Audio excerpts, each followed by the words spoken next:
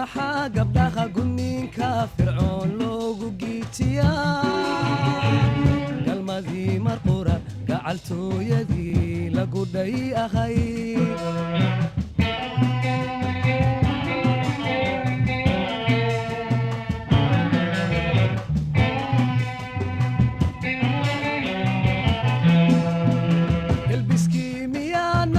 waa dheeraato waa kala baxay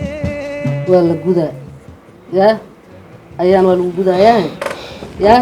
waa baaba'da odagina aawo ha yimaado aabbaan u sheegayaa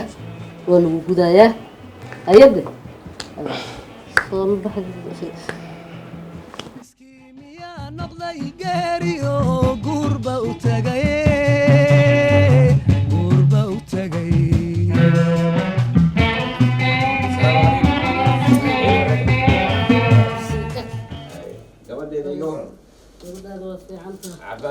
waxaan diyaar u ah gabadhan inaan gudo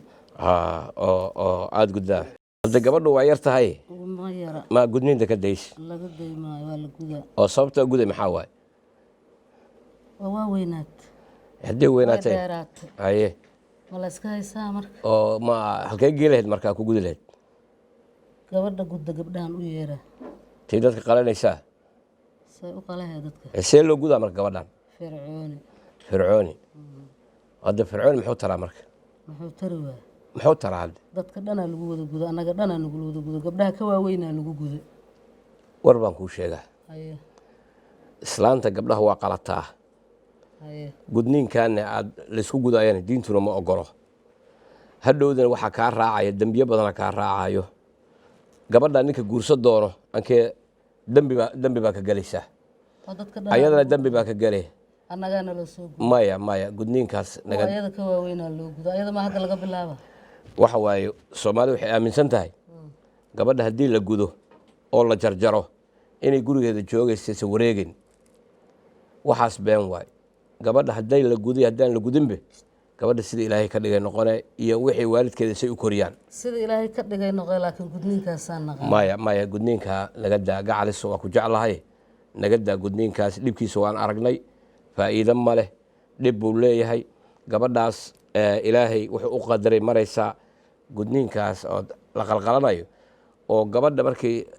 la gudayo kuwa kale maxaa sida loogu gudo waa qaldanen waa jaahiliin baan ahayn waa jaahil aan ahayn jaahil marka xabiib waa ku jeclahay naga daa gabadhaasaa gudaysa gabadha may naga daa xabiib waa ku baryana xabiibi day aniga hore iguma aad celi jirine naga daa kula yaabana naga daa hadda waxa waaye waagii hore waxa waaye aniga adigaba laba jaahil baan ahayn gabdhahaas marka la gudaayo laga soo qaadayo rubac dhan oo hilib laga soo goynayo jirkeeda naga daa dubay gacalis naga daa hadda saas ma garat saasaan gartay waa laga dayaha gabadhaas alla iska daayo waxba tari maayo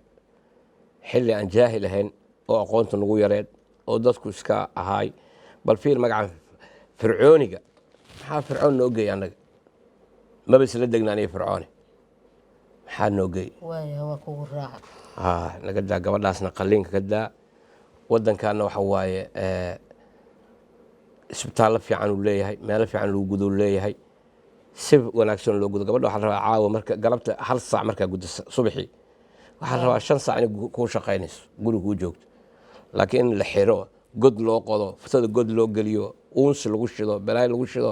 kaadida iyo ay qaado weyda bararto la toltolo waxaas waxa waaye waxaan diinteenna ogolayn waay oo kaadida ku dhegtaa waad ogeed tii hore wax naga raacay waa ogeed meeqayta ayadoo waa ogeed 1 sano camal bay kuu jiibtay ay kaadi weysaa marka naga daa dhibkaas ha nagu celin dhalliinkanka waa dhibay hadhowda markay dhalayso gabadha dhib bay noqonaysaa waxa waaye anke waxaa dembiye aad ka gelaysaa gabadhaada ninka guursa doonaanka dembi baa ka gelaysaa ayadiina lafeedana dembi baa ka gelay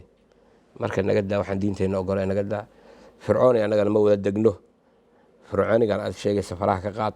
dad soomaaliyeed baan nahay islaam baan nahay waa kaa waa kugu jeclaa intaa kugu jeclaa hadalka aga yeesho aan kugu jeclahay gabadhan ilaahay hanoo daayo ilaahay hanoo weynayo kuwii horaan dhib ku soo aragnay dhib kale ha u celin gabdhaha bal maxaa gabdhaha gudniinka fircoon loogu giijiyaa galmadii marqura gacaltooyadii lagu dhay ahay